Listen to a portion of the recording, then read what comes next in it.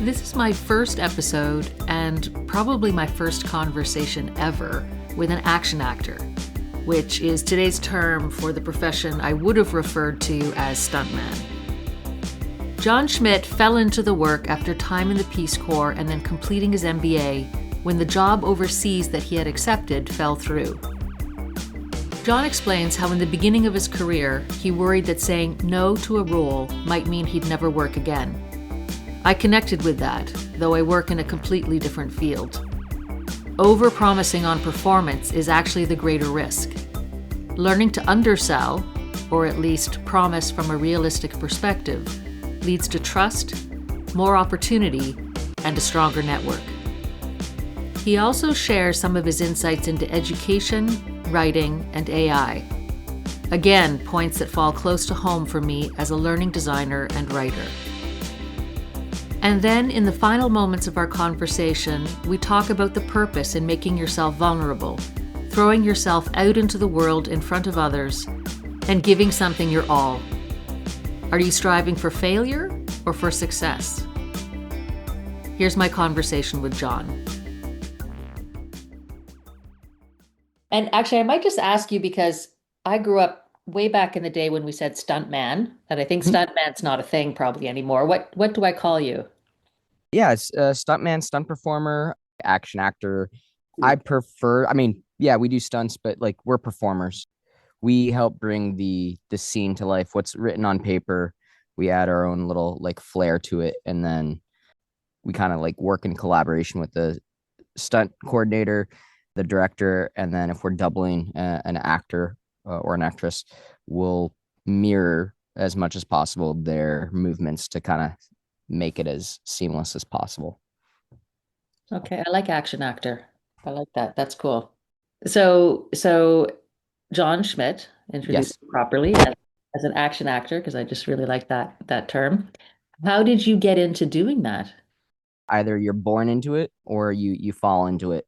And I was one of the ones that just kind of fell into it. I had just graduated with my MBA, but I had a job fall through, and my now wife and I we had moved from DC to Atlanta, which was a very big hub, about 12ish years ago. And I was just doing extra work, which is just kind of like one of the movable pieces of furniture, if you will.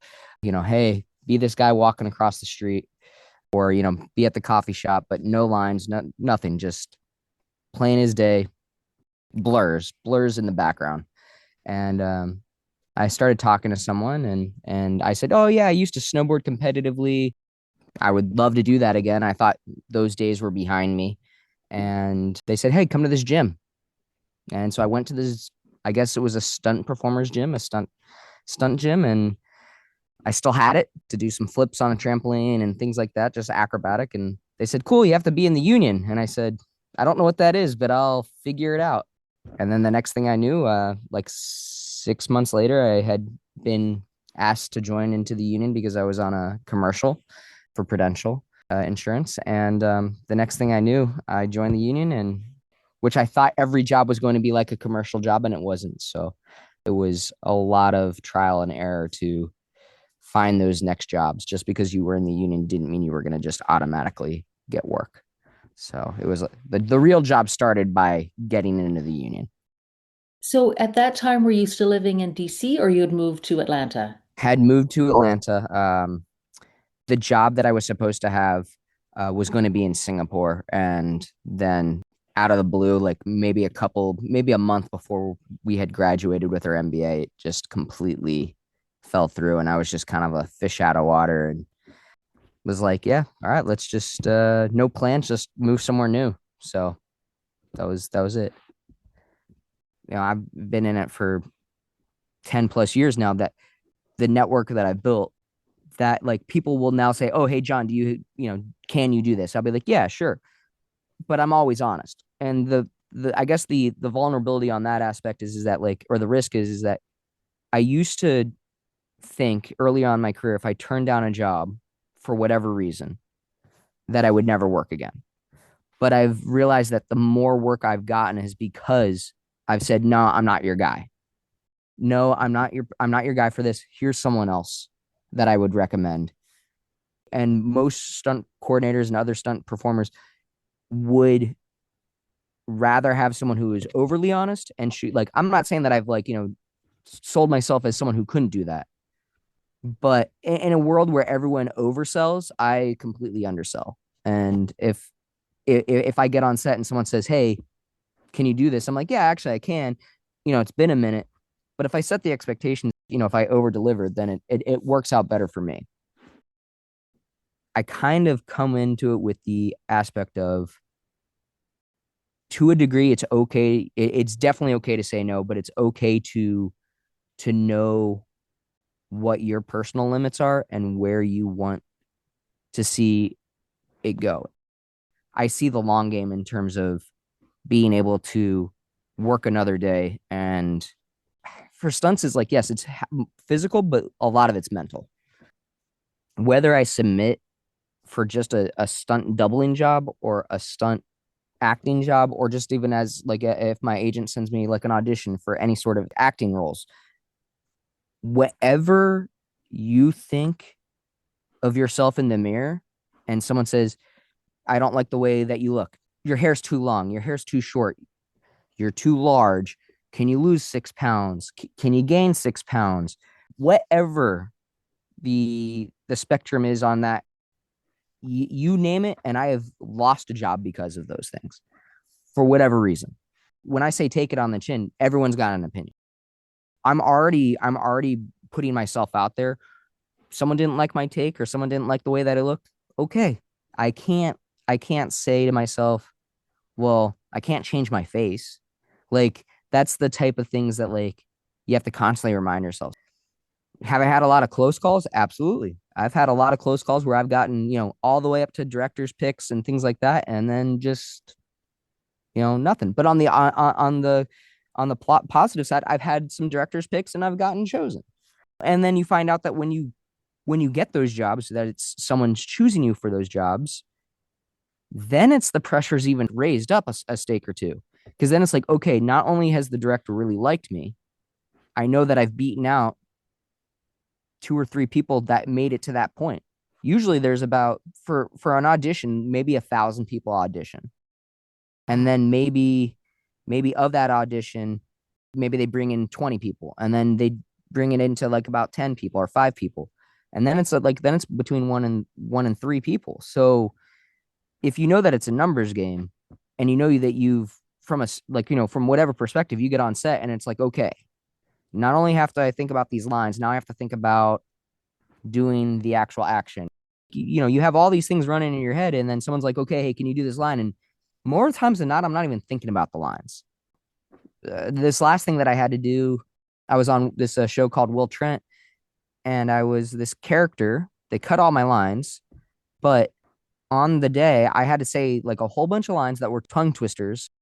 And then I had to get clothesline. So the guy was grabbing me by the back of my collar, and I was carrying a skateboard. And the only thing I was thinking about is, where's the skateboard going to go when I get thrown up into the air? Because, physics, the skateboard's going to just come right back down on my face. I think I did a great job. Everyone was laughing and stuff. So that was good. But people were like, oh, so like you were kind of concerned about this or this, right? And I was like, no, I was actually concerned about something that no one else was probably thinking about. Like, on the day, I was thinking about something so small, and I was honestly prepared for the skateboard to hit me in the face. And that's where I guess it separates the like a true actor with no stunt experience and someone who is ready to take the hit on the face. That's a little bit of a tangent, but yes. No, no, there was a lot there, because one of the things that struck me was how, like, I work as an independent consultant. So basically you're an independent performer. And so there's no guarantees of your next role or your next job. And I'm quite familiar with the, if you say no, they may never come back to you again. But if you say yes and it's not a good fit, you could do yourself worse damage to your reputation because you don't pull it off.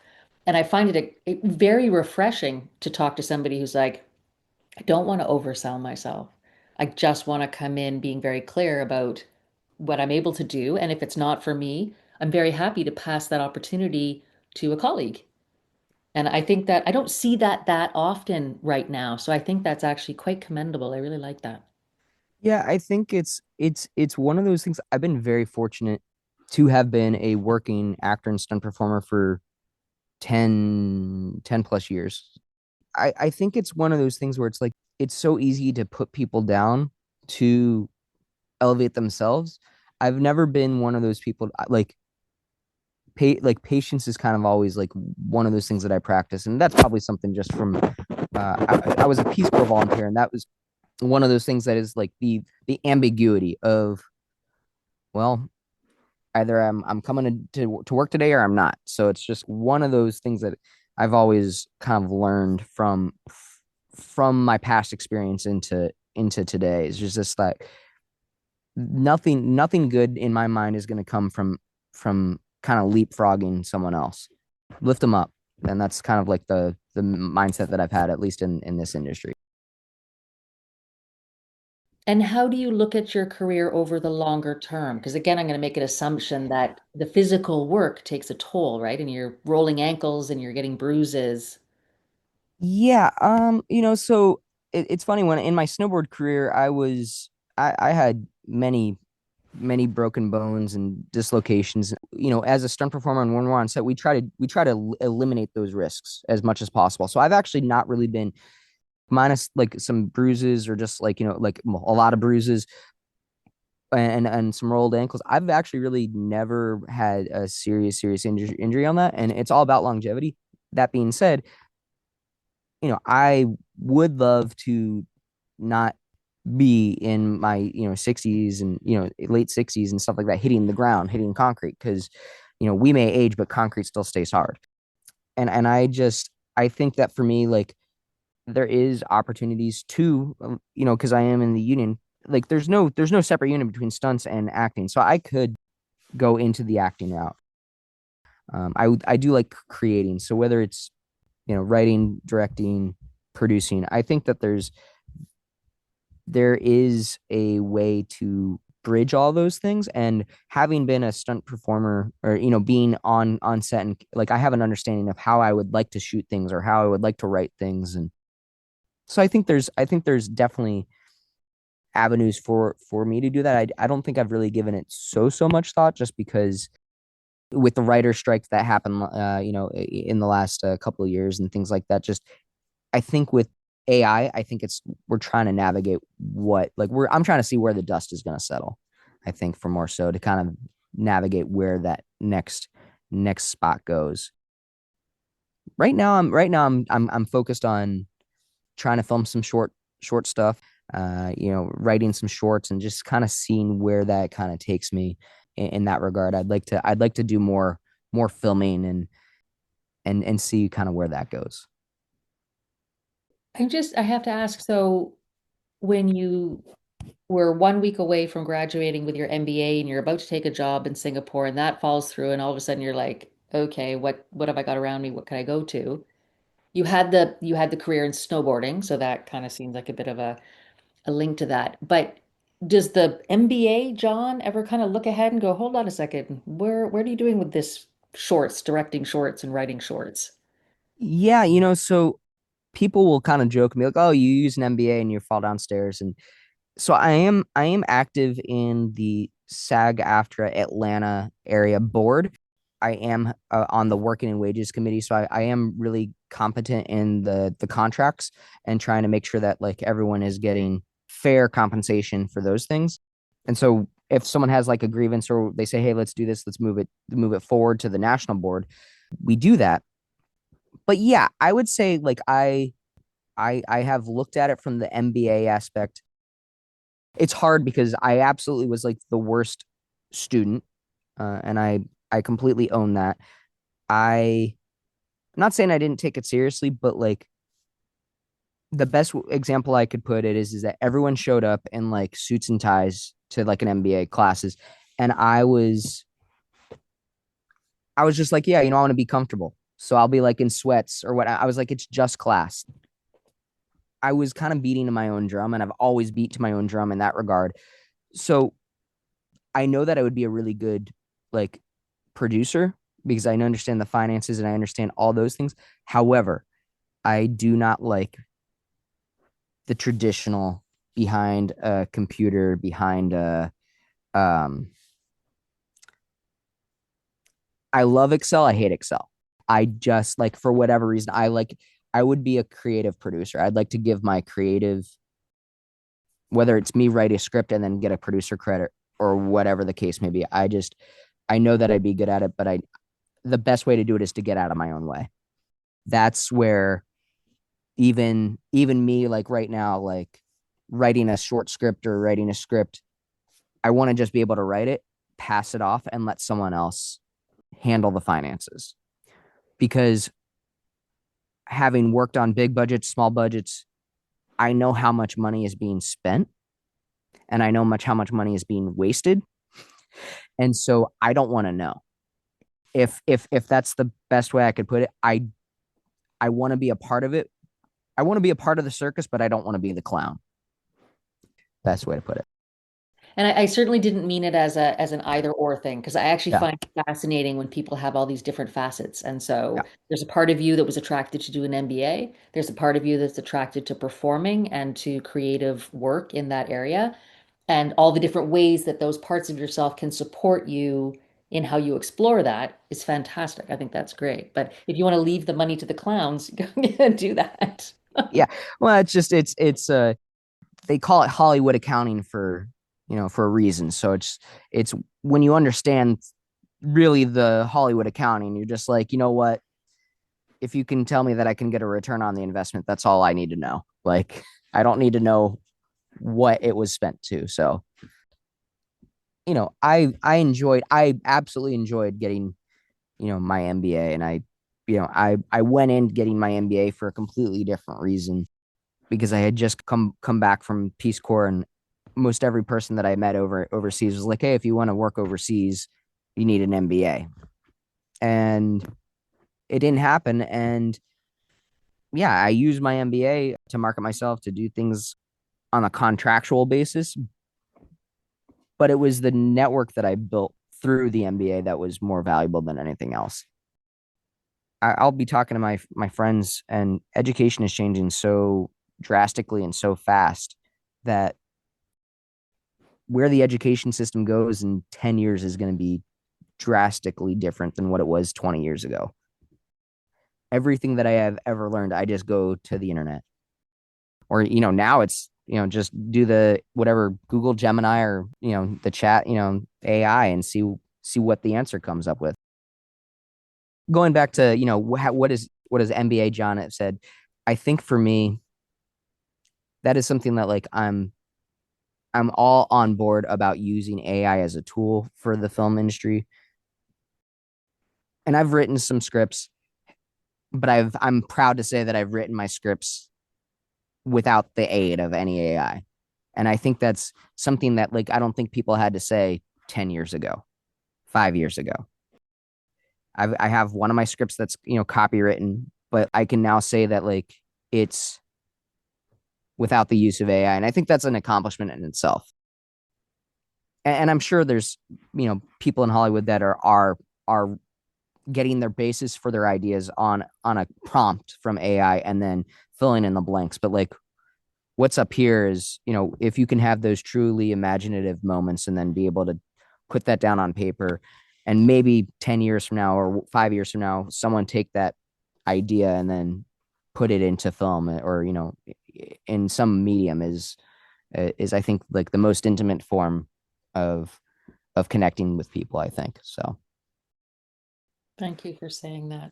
There's a whole other tangent we could go on, which I will avoid doing right now. But I'd love to have a conversation with you offline about that, because that was also very refreshing. I like the way that you okay. did that. So I was going to just change tack a little bit and ask you, when you thought about being on a podcast talking about vulnerability with respect to you and to the work that you do, what kind of ran through your mind in terms of what to expect or what you wanted to share? I don't know if I like really kind of knew what to really expect. I mean, I looked at the prompts, the questions, and, like, the guides, but I I really didn't know what to expect in the essence of like, for me, like every day I'm vulnerable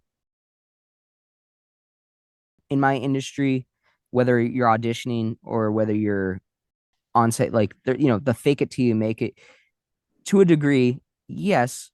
But like if someone said, hey, we have an audition for you to be a chef, do you know how to do the fast knife skills?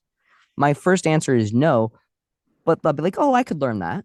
Like I'm vulnerable enough to know that, like, if I, slice my fingers open a couple of times, I'll know not to make that mistake again. But I think every single day that, like, I'm in this industry, I learn to, I'm not going to say mask the feeling, but it's this idea that, like, you have this anxiousness, and that you're already out there naked. You're like literally just naked, and you are trying to, it's almost like building blocks as well. Like you're just trying to, like, whatever someone asks of you, you're like, okay, can I do it? Well, let me try it at home. Can I? No, I can't. Well, do I want to keep trying? Or can I do this accent? Can I do this? Can I do this? Like you're just constantly throwing yourself out there with, like, you have the fear of failure, but it's almost addicting in the weird way. Like some people are addicted to power or money or, candy, whatever the case. Like I would say a long time ago when I was young, when I was snowboarding, I was addicted. I was striving for failure. I wanted I wanted to push myself to the point where I I wanted to feel that way. And that may go back. I mean, my very first day on a snowboard, I broke my wrist. And the next day I had a trash bag around it and I was still snowboarding. I've always strove for that. Like I've just driven to, like, I can't explain it in the essence of, except it's just, yeah, it's like a drug. You want to feel like, can I do it or can I? Like instead of talking, you do. Prime example, being in Bulgaria, learning the language. You find out really quickly if you don't know the language. Like you think you're going one direction because you bought a ticket to one way, and then you find out 3 hours later that you went the complete wrong way. You'll learn really quickly that it's okay because you got nowhere else to go because you're in Bulgaria. So the idea is that, like, I've never forgot about that, and I'll never make that mistake again. But I'll use that experience to heighten a different experience that I'm really pushing the boundary on. And I think it's through those feelings of being vulnerable that, like, you may not understand why today or why you feel this way, but, like, it's kind of like remembering that feeling and putting it to the side so that when it does count, you you can kind of pull back from, like, the ether of your brain and your consciousness, and just be like, okay, hey, this one time I'm going to use this one feeling right now in this one moment, and it'll unlock everything. So just one question, because something you said that you said something about striving to fail, Yeah. which just caught my ear because I think that's interesting to think about. We say often, like, I just want to push myself so that I succeed, I get to my goal. I'm willing to do everything I can to get, to achieve my goal. And what you said and what you've explained, and you can, and please correct me, sounded a little bit more like I'm going to give it everything I've got to hit that state where I know I've given it everything, whether I succeed or fail in whoever's terms, whatever that means, I gave it everything. And that's my goal. Like, I just want to make sure it's 100% out there and I gave it everything I had. I took the biggest risk. Doesn't matter what the outcome is. Yeah, I mean, there's 100%, because I know that, like, I've pushed myself to like literally the limits, whether, like, whatever those limits are for people. Like as a stunt performer, as an actor, as you need to know your limits safely.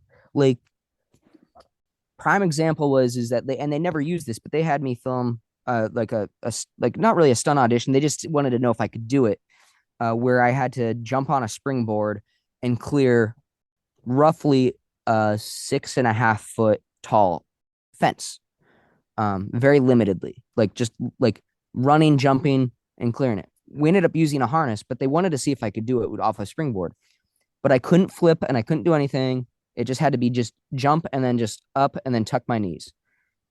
And so I worked my way up, and like, I mean, we're talking like I barely got it, but it took me all day. And to the point where like my toes were, tapping. But at the end of the day, I was like, oh, I can do it. I can do this. But it literally, every single time I would put another, like, foot up, another foot up, another foot up. And I had to focus, and I had to kind of dig deep to just be like, if I can't do it, can I be okay with that? I had already gotten the job. So this was me at this point going, okay, well, can I do it? Like, yeah, okay, let me keep going. Let me keep going. And like I said, I got it. And all it is right now, it is literally just in my files because I recorded it just for me to say that I have done it and I could do it. It's when you're learning a new trick on snowboard or on a harness, you want to find out where your blind spots are.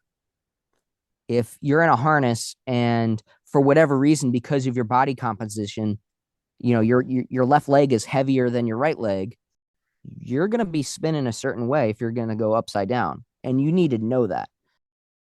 You need to know where and what is going to be like a no-go fly zone or for you. You want to know how long you can hold your breath underwater. Can it be like 30 seconds? Can it be 10 seconds? If you're doing a swimming scene and you can tell someone that you can hold your breath for 10 seconds, but they actually need you to 30, then you probably should say, I can't do it. So I think it's just, yeah, you want to strive for failure, not for the fact of any other reason except from a stunt performer aspect, you need to know so that it's a safety thing, hands down. From an acting thing, you want to know how far you can push yourself. From an everyday thing, I think that everyone can benefit from that. I think the mentality of striving for success, while is good, but you need to be okay with not reaching it. And it's not saying that you're not successful. I think it's just more so of you aimed for 100, 100%, and maybe you got 95. The one thing I really learned from my MBA is C's get degrees, and I tried my heart out. You know what I mean? Like, so I think it's one of those. I'm not saying that I'm never not happy about striving for success. I just think that it's important to also look at the adverse and see that you could give it your all and you're just not there. And if you understand that, then you can be a better performer. You can be a better person. You can be, you can know that maybe that's when you need to bring in help and, lift up the whole team. I'll leave you with a question. What's your no-go fly zone? I don't know why, but that image really caught at my heart as a metaphor for discovering and accepting our limits of any kind. Because it doesn't always have to be about pushing beyond limits. Sometimes it's about working creatively within them. You can follow Jon Schmidt on Instagram at the Jingleheimer and check out his past work on IMDb at the link in the notes.